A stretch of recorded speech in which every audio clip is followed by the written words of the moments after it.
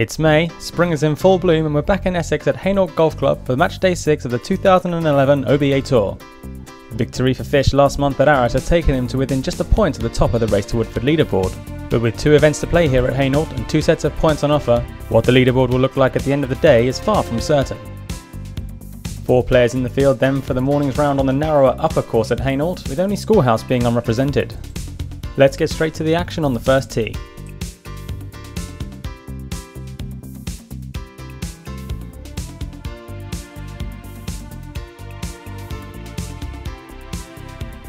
Biscuit got off the tee safely, if somewhat unspectacularly by his own standards.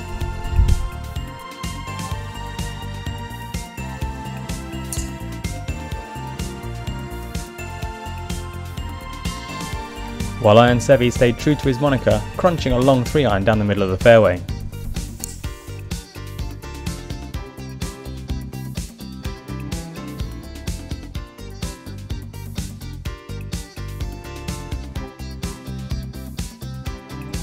Fish said he stalled out early by playing a confident power draw off the first tee.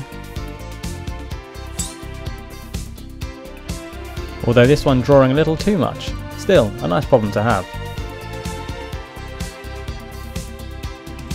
After a juicy par at the second, it was Biscuit's honour on the third tee.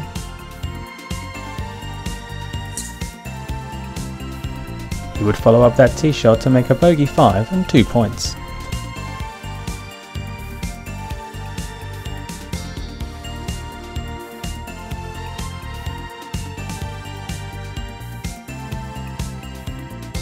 Burns was able to match that for Easthouse, recovering from a rather mediocre drive to get down for 5. O'Leary, with one eye on the top spot in the Race to Woodford, wasn't afraid to use the mental game as well as the physical.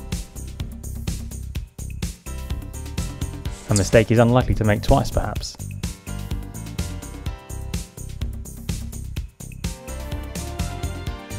Looking to apply the pressure, Fish could only top this one down the middle, barely making the fairway.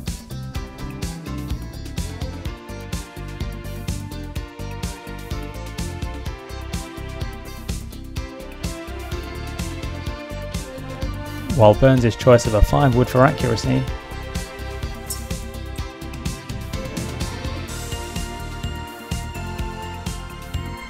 and Sevi's use of the 3-iron both paid dividends.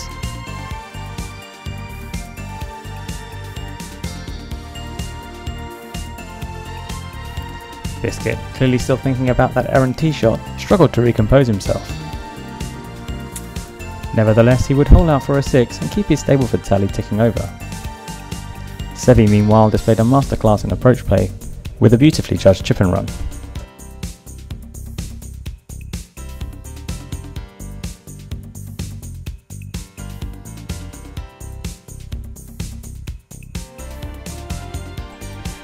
Sevi was unable to follow up by sinking the par putt, something that both Fish and Burns managed to do, and on a Roger Goldie hole no less. At the longest drive, Biscuit lost out to Fish after going a little wayward,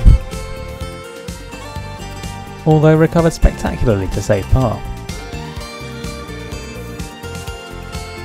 These were the scores on the doors at the turn then. Burns and Biscuit setting the pace tied on 17, with Sevi and Fish on 13 and 12 respectively, the former thanks to some very consistent play, the latter to some very erratic.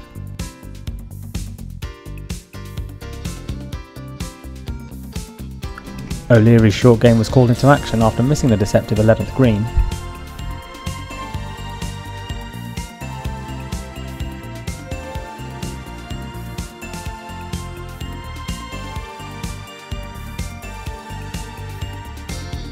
He would need 2 further putts from there to eventually hole out for bogey.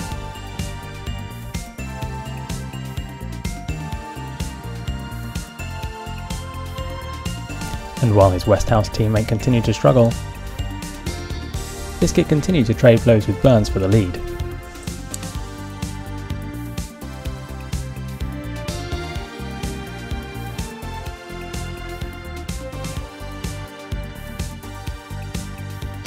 By the time the match reached the 18th though, Biscuit's relentless point scoring had all but guaranteed the victory.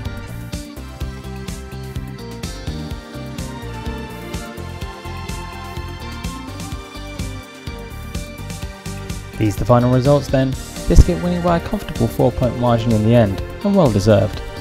Burns' back 9 failing to live up to the promise of the front 9. Sevi continuing some fantastically consistent golf to put clear daylight between himself and Fish in 4th place, who never really got up to speed. Official confirmation of that result there, meaning that after round 1 at Hainault, the race to Woodford leaderboard now looks like this. Biscuit now tying with Fish on 4 points, Burns still with the comfort of a 2-point cushion. The other notable results of the day were these. Longest drive went to Fish while Burns picked up nearest the pin, while it was generally a good day at the office for Roger Goldie, with only Biscuit scoring over par. That was only half the work done though, as many of the tourists will be back later in the day to play the second round at Hainault. See you then.